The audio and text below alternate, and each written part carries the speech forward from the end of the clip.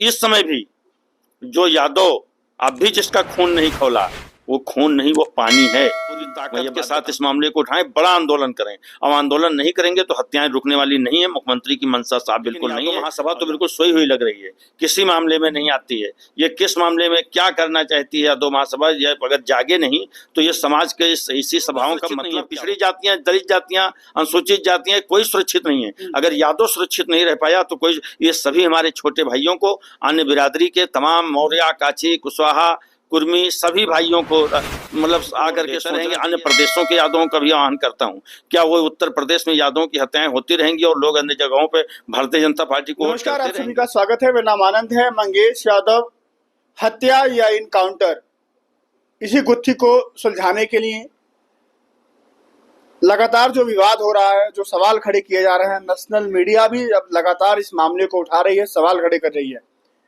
हम लोग भी लगातार इस मामले पे बातचीत कर रहे हैं कि आखिर सबसे बड़ा सवाल तो यह है कि वो सोना कहाँ गया, जिसके वहां पर चोरी हुई है। जो उस दुकान का मालिक था वो खुद कह रहा है कि हमें मात्र 10 से 15% सामान जो है रिकवरी हुआ है, वो सोना पैसा रिकवरी हुआ है, और सामान कहाँ गया भी, ये बड़ा सवाल है। दूसरा ये सवाल उठ रहा है कि जो डीके साई साहब हैं, जो लीड कर रहे थे, वो चप्पल पहने हुए थे।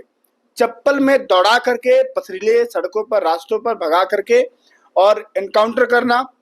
यादव जी की गोली लगती है, वो एक ही बार में मतलब खत्म हो जाते हैं। बाकी और लोग जो होते हैं उनके पैर में या छू के निकलती है। इस मामले में बहुत सारे सवाल हैं। उसी सब सवालों के साथ हम लोग इस समय मौजूद हैं। मेरे साथ प्रदीप यादव जी मौजूद हैं, समाजवादी पार्टी के राष्ट्रीय सचिव हैं और समाजवादी पार्टी अधिवक्ता सभा जो है उसके पूर्व प्रदेश अध्यक्ष भी रह चुके हैं।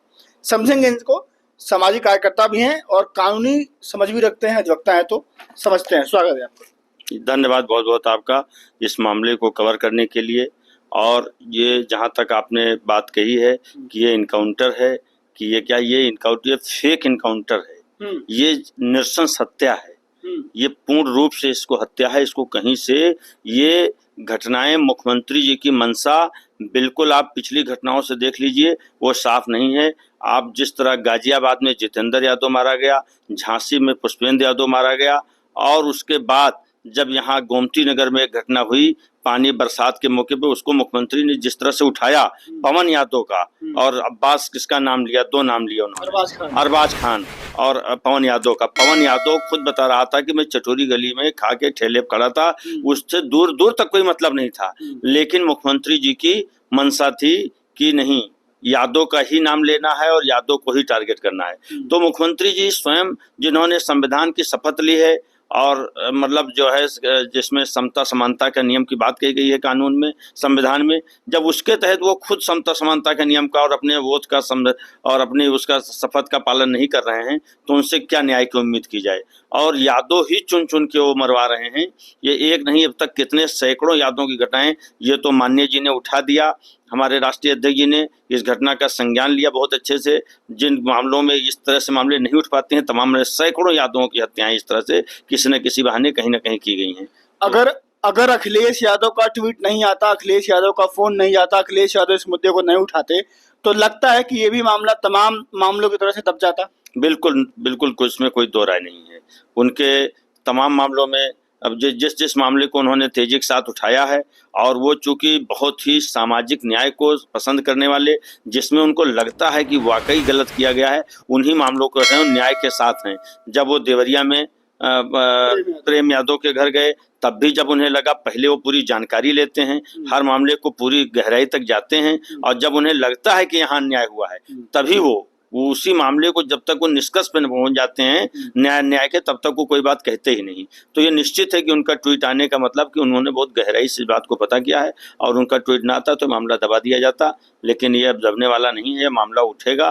और हम तो इसमें अपने यादव समाज से भी कहेंगे कि, और उनको एक प्रोफेसर वसीम बरेलवी साहब की एक शेर के माध्यम से उन्हें आवाज भी देंगे और कहेंगे कि अब वसूलों पे जहाँ आँच आए वहां टकराना जरूरी है, और जो जिंदा हो तो जिंदा नजर आना जरूरी है। अब इस बार भी अगर आप लोग नहीं जागे, हमारा समाज नहीं जागा, तो ना जाने इस तरह के कितने मंगेश यादव के प्रकरण सामने आपको भविष्य में देखने को मिलेंगे। प्रदीप जी, लगातार देख रहे हैं कि ऐसी घटनाएं घट रही हैं, पिछड़े दलितों के साथ तमाम चीजें होती हैं। डीके शाही जी के ऊपर जो लीड करे थे, सवाल ये खड़े हो रहे हैं लगातार ट्विटर पर, तमाम सोशल मीडिया हैंडल्स पर, कि वो चप्पल पहन करके लीड कर रहे हैं, दौड़ा करके कंकड़ पथरीले रास्तों पर ऐसी घटना को अंजाम देते हैं। लगता है कि चप्पल पहन के ऐसा हो सकता है?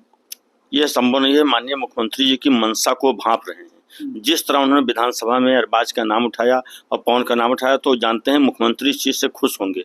यादव को मारेंगे, मुख्यमंत्री खुश होंगे, तो ये लोग इनाम पाने के लिए और तमाम तरह का फायदा पाने के लिए, प्रमोशन पाने के लिए, मुख्यमंत्री जी को खुश करने के लिए ऐसा कर रहे हैं। वो कहीं से, हमने भी वो दृश्य देखा है और हमने कल एक फेसबुक पे पोस्ट भी डाली थी। इस प्रकरण को मैंने बहुत गहराई से लिखा भी है।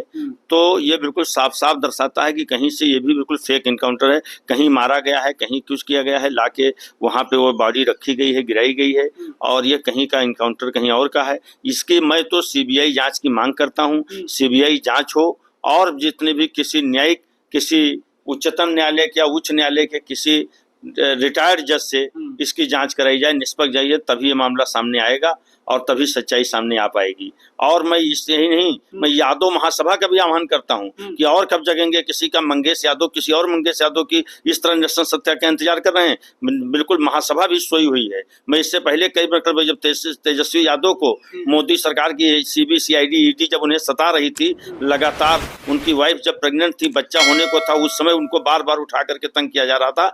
तब भी मैंने कई बार यादव महासभा के तत्कालीन उस समय के जो और पदेन अध्यक्ष रहे हैं श्याम सिंह यादव जी, जो सांसद भी उस समय रहे थे, वर्तमान में तत्कालीन सांसद भी थे, उनको मैंने बार बार पत्र लिख के अवगत कराया कि इस प्रकरण को आपको उठाएं।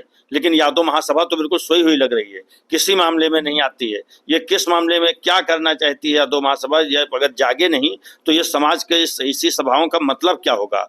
तो अब वो आए। मैं देखा कि वहाँ पे देवरिया के मामले में किस तरह और लोग, ब्राह्मण समाज, उनसे सीख लेनी चाहिए। किस तरह हिंदू महासभा, किस तरह और लोग गए, लेकिन या सब लोग गए, बाकी उस प्रदेश का यादव एक हुआ, दबाव बना, तब जाकर के उनके यहाँ बुलडोजर की कार्रवाई रुक पाई।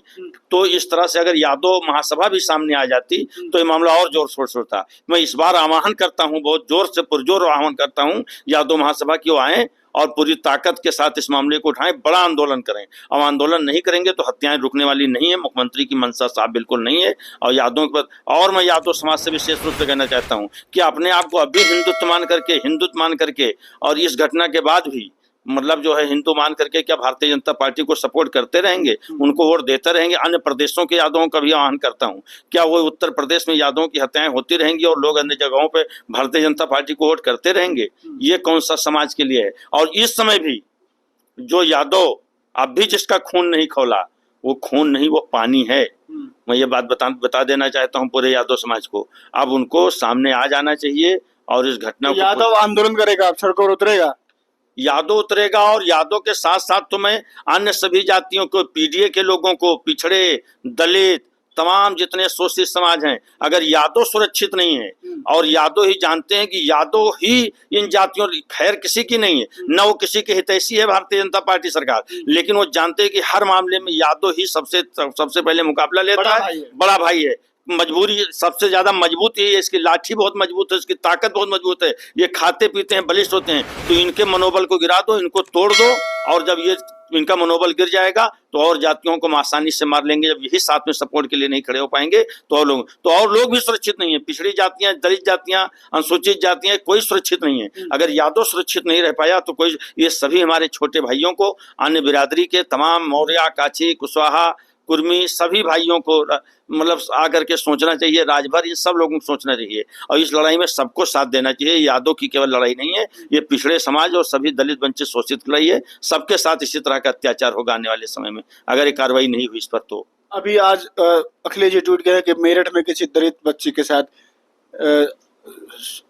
यौन शोषण हुआ है। बिल्कुल, ये बिल्कुल सच घटना है और राष्ट्रीय अध्यक्ष जी तो लगातार मुद्दों को उठा रहे हैं। लगातार जहां भी जरूरत पड़ रही है वो जा भी रहे हैं, प्रतिनिधिमंडल जा रहा है। अभी मैं भी श्रावस्ती में एक यादव की भी तत्काल संदिग्ध परिस्थितियों में मौत हुई, पुलिस वहां पर उसको आत्महत्या करार देना चाहती है। घटना किस तरह हुई उस पर प्रतिनिधिमंडल भेजा, मैं भी प्रतिनिधिमंडल गया, एसपी से मिला तो उन्होंने कहा, जब मैंने बताया कि ये मामला सदन में भी उठ सकता है और माननीय राष्ट्रीय अध्यक्ष जी इस तरह के मामले के लेकर बहुत गंभीर हैं, तो फिर उन्होंने कहा कि नहीं, प्राथमिकता पे इस मामले को हम देखेंगे।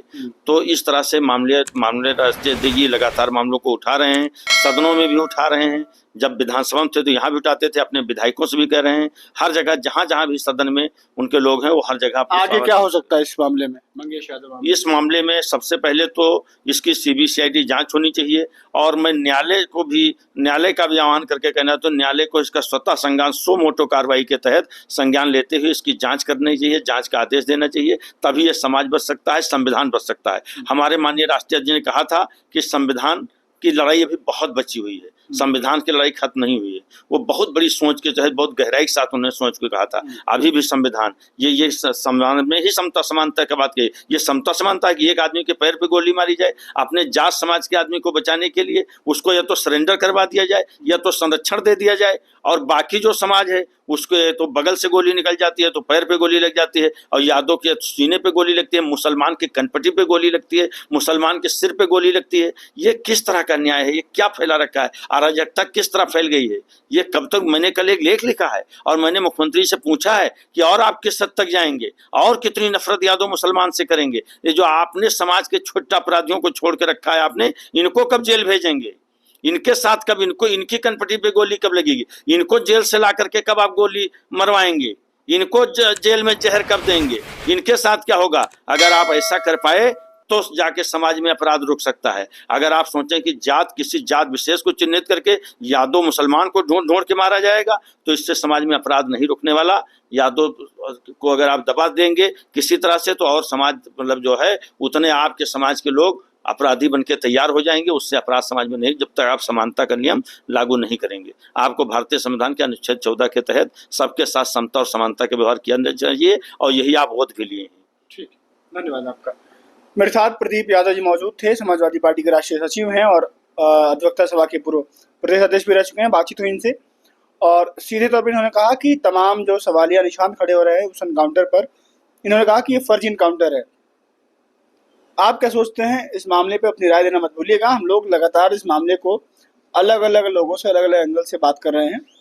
आपका कोई सवाल होगा पूछिएगा। चैनल पर नए हैं तो सब्सक्राइब कीजिएगा वीडियो को। नमस्कार।